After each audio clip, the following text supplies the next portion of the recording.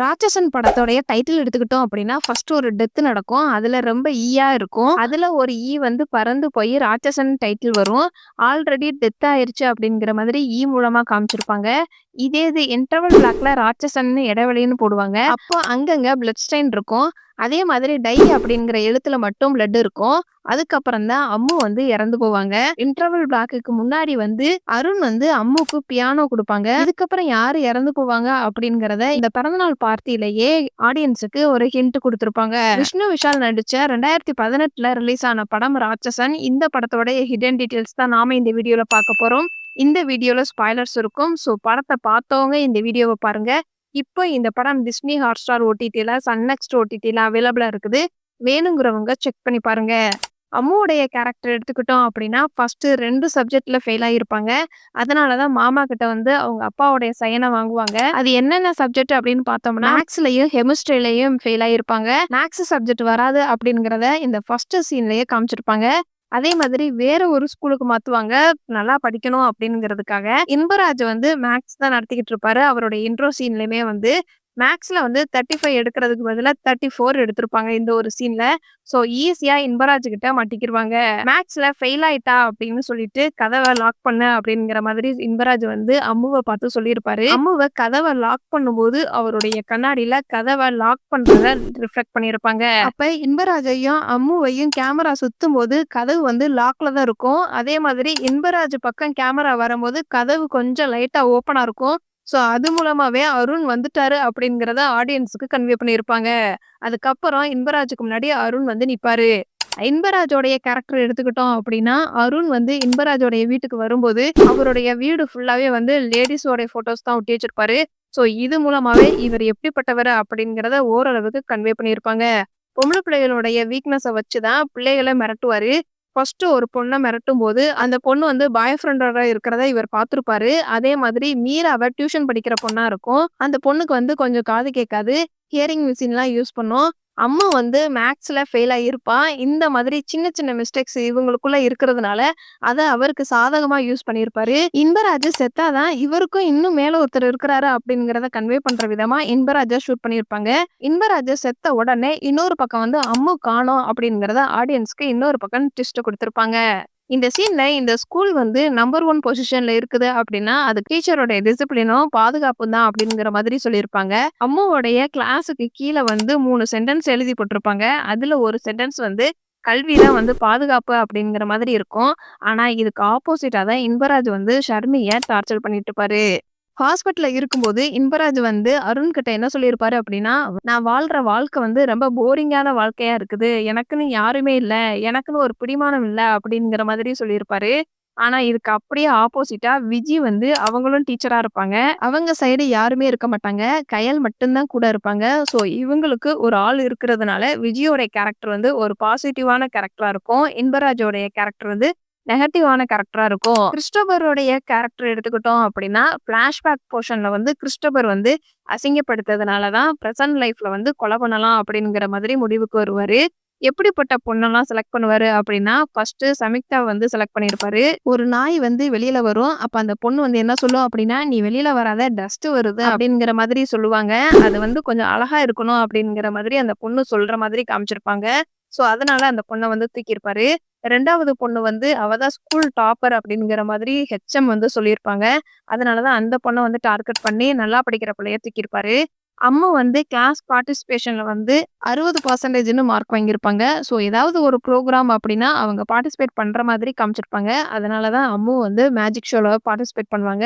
அம்முவை அடுத்து டார்கெட் பண்ணி தூக்கியிருப்பாங்க. கிறிஸ்டோபருடைய இடத்த பார்த்தோம் அப்படின்னா ஒரு ரூம்ல அங்கங்க முடியா கட் பண்ணியிருக்கும். அந்த பிள்ளைகளுடைய முடியலை வந்து பிச்சு அங்கங்க போட்டிருப்பாரு. அதே மாதிரி 3 பொண்ணை கொலை பண்ணியிருப்பாங்க. அதனால அந்த 3 பொம்மைகள் வந்து தலையில்லாம இருக்கும். அந்த பொம்மையோட தலை தான் வந்து பேரண்ட்ஸுக்கு கிஃப்ட் பண்ணியிருப்பாரு. பர்த்டே பார்ட்டில அம்மு வந்து பிங்க் கலர் ட்ரெஸ் தான் போட்டிருப்பாங்க. ஸோ அந்த கிறிஸ்டோபருடைய வீட்டுல வந்து அந்த பிங்க் கலர் ட்ரெஸ் இருக்கிறத பார்க்க முடியும். ஃபர்ஸ்ட் ஒரு பொண்ணை கடத்துவாங்க. அந்த பொண்ணோடைய யூனிஃபார்மே வந்து இந்த சேர்ல இருக்கும். எப்பவுமே பிள்ளைகளை அடைச்சு வச்சோம் அப்படின்னா தப்பிச்சு போறதுக்கு ட்ரை பண்ணுவாங்க. ஸோ அதனால அந்த இடத்துல வந்து ஃபுல்லாவே ஃபிங்கர் பிரிண்ட் எல்லாம் அங்கங்க ரத்த காயத்தோட இருக்கிற மாதிரி காமிச்சிருப்பாங்க. இந்த சீன்ல அருண் வந்து சமிதாவுடைய ஹாஸ்டலுக்கு வந்திருப்பாரு. அப்ப சமிதாவுடைய ஃப்ரெண்டு வந்து ஒரு கிஃப்ட் பாக்ஸ் எடுத்து கொடுக்கும்போது, நீ ஏன் கிஃப்ட் பாக்ஸ் வந்திருக்கு வந்திருக்குதுன்னு சொல்லல அப்படின்னு கேட்கும்போது, பதட்டத்துல நான் மறந்துட்டேன் அப்படிங்கிற மாதிரி சொல்லியிருப்பாங்க. ஸோ அந்த கிஃப்ட் பாக்ஸ ஓப்பன் பண்றதே 1 வீக்குக்கு அப்புறம் தொறக்குறாங்க அப்படிங்கிறதுக்கான டீட்டெயிலா தூசியா இருக்கிற மாதிரி காமிப்பாங்க. ஃபிளாஷ்பேக்ல கிறிஸ்டோபருடைய ஏஜ்ல இருக்கிற பொண்ணு தான் வந்து இவர வேணாம்னு சொல்லி அசிங்கப்படுத்தியிருக்கும். அதனால இவர் ஏஜ்ல இருக்கிற பிள்ளைகள பார்த்து டேலண்டான பிள்ளைகள டார்கெட் பண்ணி தூக்கியிருப்பாரு. கிறிஸ்டோபர் வந்து மேஜிக் ஷோ நடத்தும்போது எப்படி பிள்ளைகள கொலை பண்றாரோ, அதுல இருந்து தான் மேஜிக் பண்ற மாதிரியே காமிப்பாங்க. கிளைமாக்ஸ்ல கிறிஸ்டோபருக்கும் அருணுக்கும் ஃபைட் பண்ணும்போது, கிறிஸ்டோபர் வந்து அருணோட மைண்ட டைவர்ட் பண்ணணும் அப்படிங்கிறதுக்காக மேஜிக் ஷோ மூலமா பண்ணுவாரு. அதே மாதிரி அருண் வந்து கிறிஸ்டோபருடைய மைண்ட டைவர்ட் பண்ணணும் அப்படிங்கிறதுக்காக ஸ்கூல்ல எந்த மாதிரி அசிங்கப்படுத்துனாங்களோ, அதே மாதிரி அவருடைய மைண்ட டிஸ்டர்ப் பண்ற மாதிரி பேசுவாரு. ஃபர்ஸ்ட் சீன்ல 2 பேரும் பேசும்போது ஒருத்தர் வந்து நாய் வச்சிருப்பாரு. அப்ப இவர் என்ன சொல்லுவாரு அப்படின்னா, இந்த நாய் வந்து ஒரு ஹைஜீனிக்கான ஒரு நாய் அப்படிங்கிற மாதிரி சொல்லுவாரு. ஆனா அந்த நாய் தான் வந்து டெட் பாடிய கண்டுபிடிக்கும். தெரு நாய் கூட டெட் பாடி கிட்ட போகாது. ஆனா அந்த ஹைஜீனிக்கான நாய் தான் வந்து டெட் பாடி கிட்ட போய் உட்கார்ந்திருக்கும். முனிஷ்காந்த் வந்து தாஸுங்கிற ரோல்ல ப்ளே பண்ணியிருப்பாரு. அம்மு இறந்து போய் கார் டிக்கில இருக்கும். அப்ப தாஸ் வந்து ஃபர்ஸ்ட் அப்பாவ அழுவாரு. அருண் வந்து பார்க்க விட மாட்டாரு. இதே இது அவர் என்ன சொல்லி அழுவாருன்னா, "நான் போலீஸ்காரன், நான் போய் பார்க்குறேன்" அப்படின்னு சொல்லி ஒரு போலீஸ்காரரா துணிஞ்சு பொண்ண பார்த்துருவாரு. அதே மாதிரி அம்முவ பார்த்துட்டு விழுந்து அழுகும்போது, திடீர்னு அவங்க அம்மா வந்துருவாங்க. ஒரு ஹஸ்பண்டா அவங்க ஒய்ஃப்க்கு சப்போர்ட் பண்ணி அந்த இடத்த விட்டு கூட்டிட்டு போற மாதிரி காமிச்சிருப்பாங்க. ஸோ இந்த ஒரு சீன்ல தாஸோடைய கேரக்டர் அவ்ளோ அழகா டிசைன் பண்ணியிருப்பாங்க. அந்த சீன்ல அந்த கார எடுத்துட்டு போகும்போது ஒரு பூ விழுகும். அதாவது அந்த பூங்கிறது வந்து அமுதாவ குறிக்கக்கூடியது. பூ வந்து உதிர்ந்துருச்சு அப்படிங்கிற மாதிரி, அதாவது அம்மு வந்து இறந்து போயிட்டா அப்படிங்கிற மாதிரி பேக்ரவுண்ட்ல ஒரு பாட்டு வரும். அப்ப அந்த பூ உதிரும்போது அதிர்வு மாதிரி சவுண்ட் எஃபெக்ட் குடுத்திருப்பாங்க. பர்த்டேக்கு கேக் வெட்டியிருக்க மாட்டாங்க. அதுக்குள்ளயுமே வந்து அம்முவ காணாம போயிரும். அம்முவுக்கு டிரைவிங் பழகுன அவங்களுக்கு பிடிச்ச கார்லயே வந்து கொலை பண்ணி டெடி பேர் பக்கத்திலேயே டிக்கில டெட் பாடிய கிறிஸ்டோபர் வந்து போட்டிருப்பாரு. நிழல்கள் ரவி வந்து டாக்டர் நந்தன்ங்கிற ரோல்ல ப்ளே பண்ணியிருப்பாரு. அவர் ஃபர்ஸ்ட் சமிக்தாவுடைய போஸ்ட்மார்ட்டம் ரிப்போர்ட்ட பார்த்து எக்ஸ்பிளைன் பண்ணும்போது அவரே வந்து பதட்டமா இருக்கிறாரு அப்படிங்கிறதுக்கான ரெஃபரன்ஸா அவர் மேல ரொம்ப வேர்வையா இருக்கிற மாதிரி காமிச்சிருப்பாங்க. இவர் வந்து ஒரு கவர்மெண்ட் டாக்டர் அப்படிங்கிறதுனால தான் கவர்மெண்டோட பிரைவேட்டான ஒரு மார்ச்சுரிய இவர் மூலமா தான் வரும். காளி வெங்கட்டோடைய கேரக்டர் எடுத்துக்கிட்டோம் அப்படின்னா, அவரு வெங்கட்ங்கிற ரோல்ல ப்ளே பண்ணியிருப்பாரு. இவருக்கு ஃபர்ஸ்ட் ஹாஃப்ல எந்த ஒரு டயலாக்குமே இருக்காது. ஒரே ஒரு தடவ மட்டும் தான் பேசுவாரு போலீஸ் ஸ்டேஷன்ல அடிக்கும்போது. ஆனா செகண்ட் ஹாஃப்ல முனிஷ்காந்த் போனதுக்கப்புறம் ப்ரீ கிளைமாக்ஸ்ல ஒரே ஒரு சீன் இருக்கும். கான்ஸ்டபிள் வந்து எப்படி இருப்பாங்க அப்படிங்கிறதுக்கான ரெஃபரன்ஸா ஃபோன்ல அருண் வந்து வெங்கட் கிட்ட கிறிஸ்டோபர ஷூட் பண்ணு அப்படிங்கிற மாதிரி சொல்லியிருப்பாரு. இவர் தான் கிறிஸ்டோபரா அப்படிங்கிறது இவருக்கே ஒரு டவுட் வரும். அதே மாதிரி பதட்டத்துல அவருக்கு குறி பார்த்து ஷூட் பண்ணவும் வராது. இன்னொரு பக்கம் கிறிஸ்டோபர் வந்து மேஜிக் பண்றதுனால வெங்கட்டோடைய மைண்ட டைவர்ட் பண்ணுவாரு. ஸோ அதனால வெங்கட்னால ஷூட் பண்ண முடியாது. லக்ஷ்மின்னு ஒரு லேடி இன்ஸ்பெக்டர் இருப்பாங்க.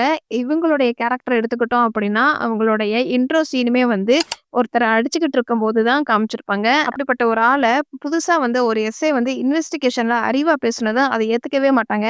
லக்ஷ்மிக்கும் மேல் அதிகாரி கிட்டயும் அருண் வந்து ஒரு ஐடியா குடுப்பாரு. அதையுமே வந்து இப்படியெல்லாம் பண்ண வேண்டாம் அப்படின்னு சொல்லி லக்ஷ்மி வந்து தடுப்பாங்க. ஆனா அந்த மேல் அதிகாரி வந்து அருணுக்கு ஓகேன்னு சொல்லிருவாரு. இன்பராஜா அருண் வந்து ஷூட் பண்ணுனதுக்கு கூட லக்ஷ்மி வந்து மேலதிகாரி கிட்ட கம்ப்ளைண்டா தான் எடுத்துட்டு போயிருப்பாங்க. அருண வந்து சஸ்பெண்ட் பண்ண வச்சிருப்பாங்க.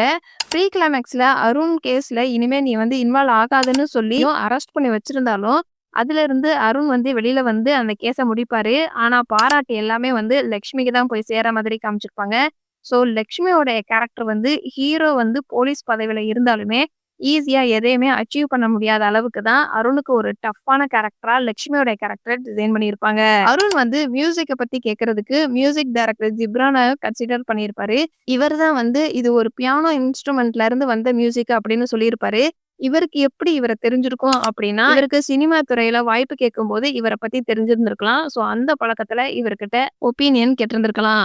அதே மாதிரி எஃப்எம்ல 1/2 மணி நேரம் பண்ண வேண்டிய புரோகிராம உங்களுக்காண்டி 1 மணி நேரம் பண்ணியிருக்கிறேன். கருணாகரன் சார் வந்து வெயிட் பண்ணிக்கிட்டு இருக்கிறாரு அப்படிங்கிற மாதிரி எஃப்எம்ல இருக்கிறவங்க சொல்லுவாங்க. ஸோ அதுக்கான ரெஃபரன்ஸா அருண் வெளியில போகும்போது கருணாகரன் உள்ள என்டர் ஆகுற மாதிரி காமிப்பாங்க.